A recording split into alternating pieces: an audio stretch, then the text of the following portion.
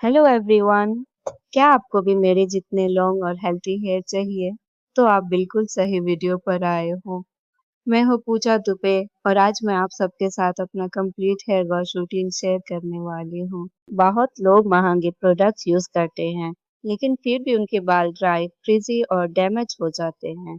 इसका reason extra products नहीं, बल्कि हेयर वॉश करने का गलत तरीका होता है।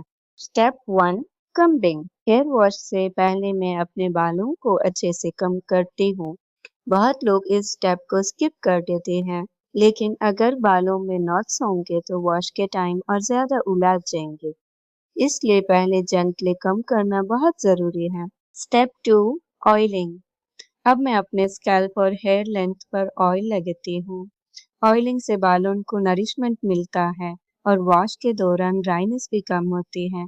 मैं स्कैल्प पर अच्छे से ऑयल अप्लाई करती हूँ और हेयर लेंथ पर भी लगाती हूँ। Step 3, finger detangling. ऑयल लगाने के बाद मैं अपने हाथों से बालों को धीरे धीरे सुलझाती हूँ। कभी भी झटके से बाल नहीं खींचने चाहिए। आराम से फिंगर्स के हेल्प से डिटैंगलिंग करने से ब्रेकेज कम होता है। Step 4, combing again. अब एक बार फिर से कोम्ब कर लेती हूँ। इससे बाल और भी स्मूथ हो जाते हैं और ब्रेड बनाना इजी हो जाता है। Step 5, breads.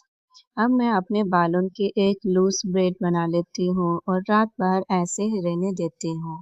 इससे बाल कम उलझते हैं और नेक्स्ट डे वॉश करना भी इजी हो जाता है। नेक्स्ट डे, अब अगले दिन हेयर वॉश का टाइम है। Step 6, shampoo. मैं शैम्पू को कभी भी डायरेक्ट स्कैल्प पर अप्लाई नहीं करती। मैं पहले शैम्पू को तोदे पानी में मिक्स कर लेती हूँ और फिर यूज स्कैल्प पर लगाती हूँ।